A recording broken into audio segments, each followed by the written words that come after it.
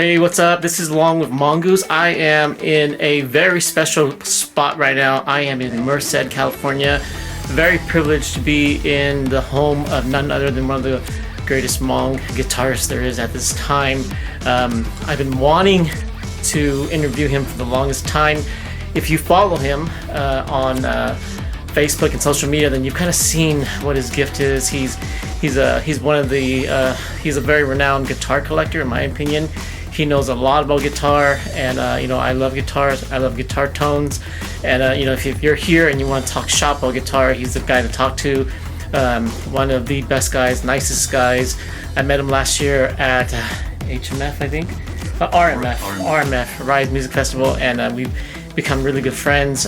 He's actually gonna relocate to Michigan, so I wanted to take this opportunity to actually talk to him a little bit about music and see his collection, because he's got this beautiful guitar collection, and you'll see exactly what I mean. I'm here with none other than Tong Lee. Hey everyone, how are you? How you doing? Good.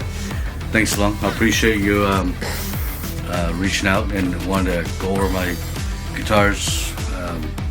I'm just a collector. I can't say this any better, but I'm not a great player. Oh yeah, you are. Don't be lying. Oh yeah, you are. I enjoy playing. I love music. I love playing. I'm not the best. Obviously there's many great guitarists out there beside me, but yeah, when it comes down to tone and the quality of the guitar, that's my biggest pet peeve. So I didn't know how much you love guitar until one day I saw some of the pictures you put up of your collection. So you've got this beautiful extensive collection, especially Les Pauls. Yes. Which are, they're fat sounding, they're beefy, and they're also really pricey. But you've got this beautiful collection and it's a testament to, I would, in the musician's world, your wife loves you a lot when you have a lot of guitars.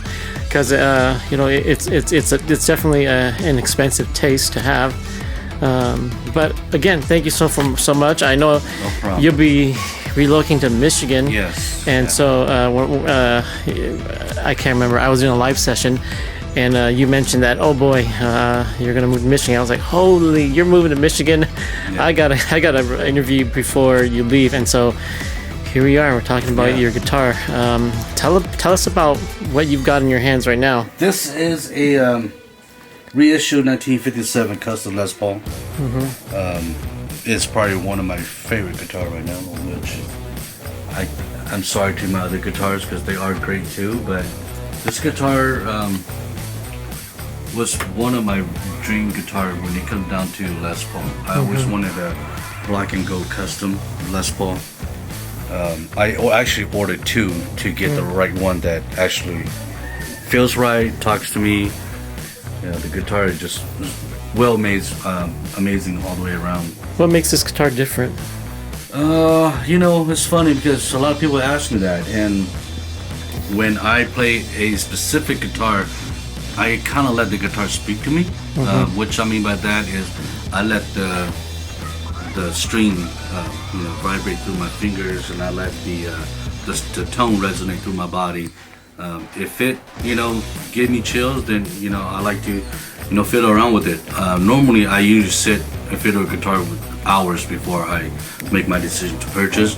But this one here, it took me, I opened the case, me and Bird looked at it, and I played it, I strummed it, I tuned it, I handed it to Bird, and I came back and he's like, what do you think? I'm like, no, I'm getting this one.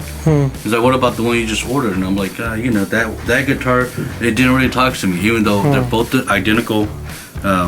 Each guitar is like people, they all have their own personality.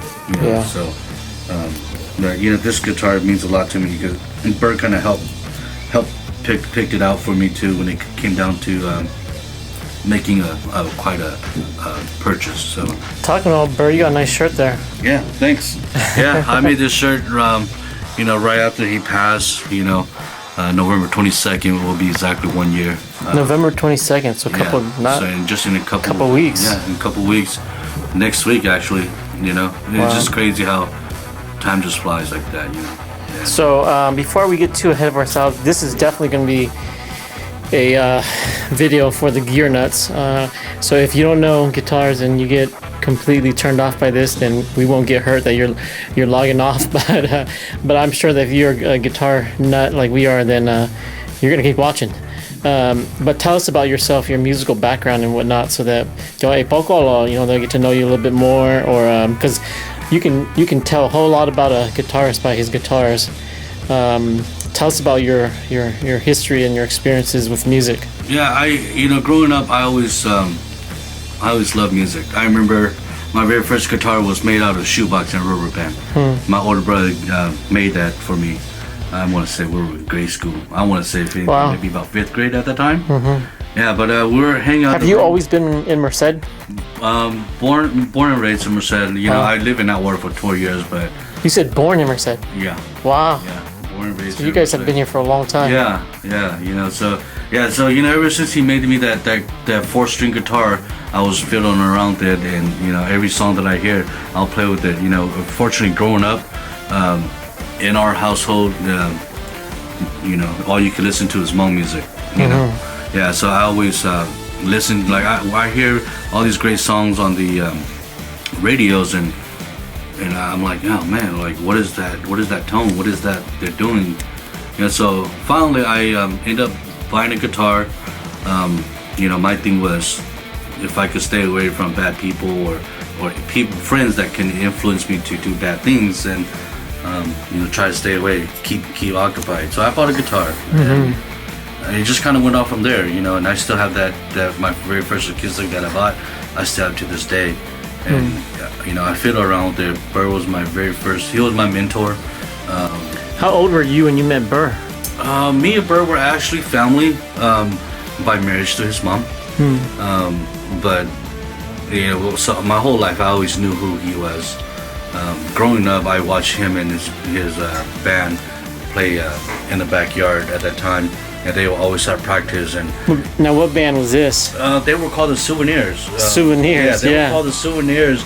And Merced, some of the members that if you guys are watching, I love all you guys. You guys know who you are. But you guys are my big influence when it comes down to music. And yeah, so it kind of started from there. But 99, early 99, 2000, right, going to freshman at that time, I bought my first acoustic, and I was playing around with it. And one day I saw Burr, and I was like, hey man, I would like to catch up with you. And so he came by at that time with his So in 99 you were a freshman. Yeah. Wow. Yeah. So you're a little younger than me. I am. Okay. Yeah, so Burr came over and we started playing, and the very first song that he taught me was a 3-chord song. It's Knocking on Heaven's Door. After I learned that song, for a long time he didn't want me to do anything but just play 4 chords, train back and forth. The problem that I did blame Burr was he never taught me how to play with a metronome. So I had a really bad timing issue. So yeah, and then it kind of went off from there. I met, and then in high school I met a pretty good friend of mine, Mike Vane. He's actually one of the very first 3 that started out the band with me. Our band was called Hmongoose. It was just a family band that we were gonna play for family for an event. But we just kept on getting referrals, and then it kind of started from there. That was probably in 2014 in December when he contacted me at that time. But even though me and Mike we had marriage in our life, he kind of moved on with life. Surprisingly that he called me, and I even told him at that time, like, man, I haven't played music ever since high school, and it's a very long time. I don't remember if I could hold 4 chords down, but I could come out and do what I can. And so I contacted Burr because he did mention that they needed a bass player. So me and Burr, we went in, and the first rehearsal was like me and Burr kind of looked at each other on the way home, like, dude, I don't know if we could hang with these kids, Yeah. So as in they were too good, or they were way too good. Yeah, even to this day, they're way too good. So it'll come down to where, like, just going to rehearsal every day. And it became it kind of became to me like, if I don't play music every day, then I feel like I'm getting sick. You know, so there's days where I'll be in the garage at that time, and I'll just play music from like 10 to like 2, 3 in the morning. And I just one day decided to buy a guitar, and it kind of blew up, and then I created this whole collection from 2014. And you know, a lot of people ask me like, wow, this is a lot of guitars for a short amount of time. But you know, I was inspired by two of my very good friends that started music with me, that kind of taught me music, was Bert and Chang. And every time I go to their house, they always have like extra guitars for me to play. So I always tell myself, man, one day I wanna own as much guitar as you guys. And you know, I think that I kind of went overboard, and now I own more than both of them combined. You know, so you know, and you know, just when it comes down to music alone, like I said, you know, I enjoy playing it. I love music. I love to support, you know, local artists and stuff. But you know, I'm not a great player. You know, I could get the job done if you give me time. I would say that. But you know, just as a musician, you know, I think that I'm not you know, one of your greatest musicians out there. It's just the honest truth. But as a collector, yes, I do enjoy it, and I collect anything from cheap to expensive, from vintage to new. You know, So if you're watching and you're wondering why he looks familiar, it's because he's the guitarist behind Kuvan Longchua in his new music video. Yeah. So if you're watching this, you're like, hey, that guy looks really familiar. Yeah, so if you watch Gu's newest video, then that's actually Tong in the background. Yeah, I was behind that. It was a cool experience, and you know, the band also played for Jerry's song too. We did do that song with him too. So that's right, Jerry. Yeah. So I was a guitarist for that. Yeah, that's right. And Burr was in that video. Yeah. That was the last time that I jammed with Burr. After that, a week later, he got sick, and never saw him again. You know. Wow, So that music video means a lot to me now because of him. You know, yeah, didn't quite see that coming. Yeah. All right, well, we're gonna play a whole lot of guitars today. Are you okay with that? Yeah, I mean, I could always give tone tests, but you know. Let's talk about your amp. Let's talk about the amp. For sure. Let's fire it up. Yeah. So you've gone through a lot. This is your board here, which you kind of explained to me that you don't quite use it very much these days. But I don't. You've got a slurry of things here. Some very nice George L's in the back there. You know what George L. If you know, then you know about George L's. So good selection of cables. But this is not what you're using anymore. You're actually, for the most part, using that. Yeah, I'm just going direct to the amp nowadays. Kind of respect the engineer who's behind all this. He created, you know, his time with it, and you come in and you put a bunch of pedals in front of it or behind it, and now you lose all the true tone of the amp. You know, so my thing is chasing tone, you'll never come to the end of it. Yep. You're always spending more money, and you'll be like, oh man, why did I do this? You know. So how many amps do you think you've bought? You know, surprisingly, I was pretty smart when it come down to that.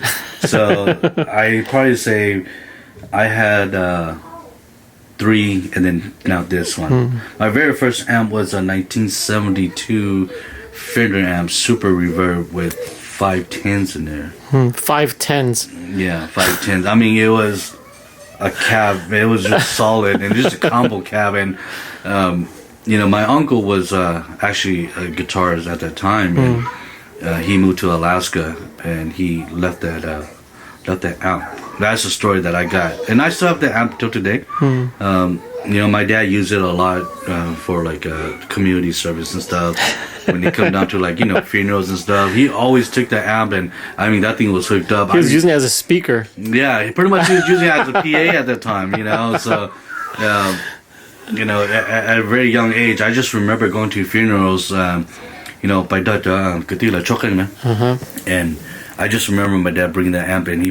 He'll tie a microphone right behind it and run through that amp. And when I got to where I want to be, or let's just say when I got a little bit older, I finally realized that, wow, I have this beautiful amp here.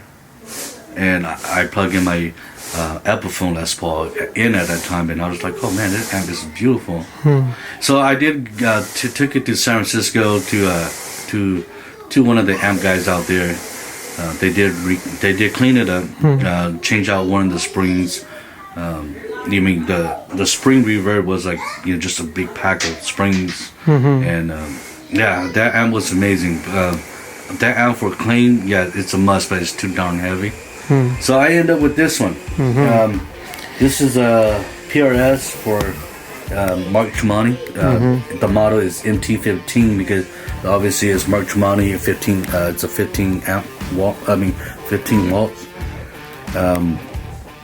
You could break it into 7 if you don't want it to be too loud. So you could dial it back. Yeah. So the way when I played it, I was just like, oh man, this is everything that I needed, that I want. Yeah. You know, the clean is super clean. The distortion or the dirt is just super basic, powerful, and you know. So 2 channels. Yeah, 2 channels. Clean. You got clean and the lead channel. And then the lead channel. Very nice. All controlled by this nifty little pedal. All right, very good. Well, shall we do what we're here for? Why don't you test a little and let's see what the amp sounds like. Let's test out this amp. If you don't mind telling us, because people might not know what a custom is. When we're talking Les Paul custom, what are we talking about?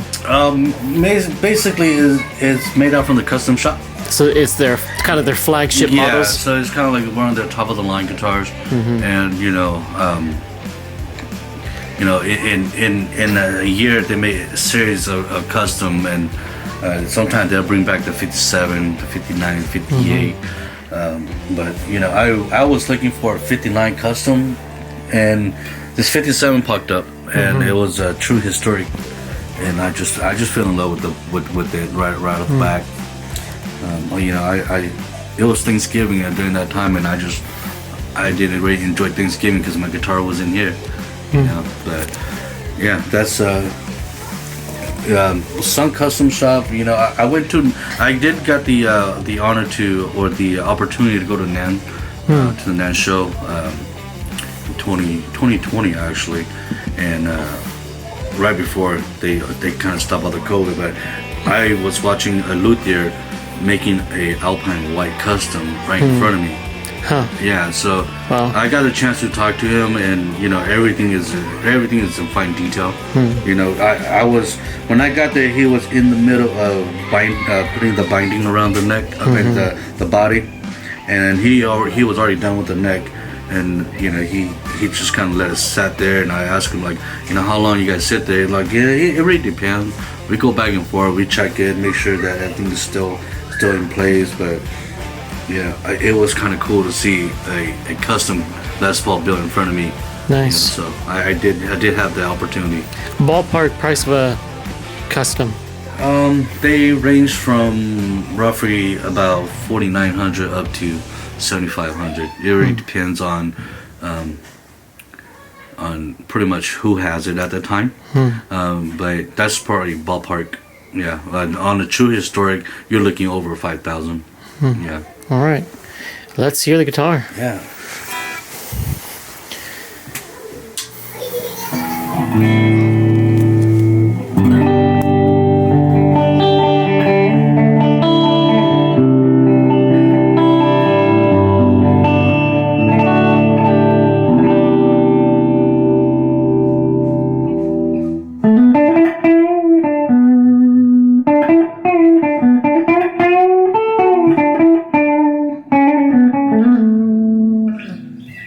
Pretty much that's your clean right there.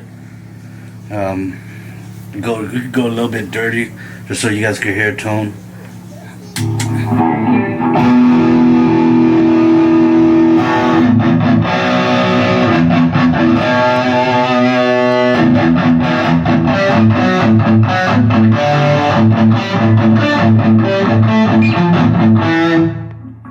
do something.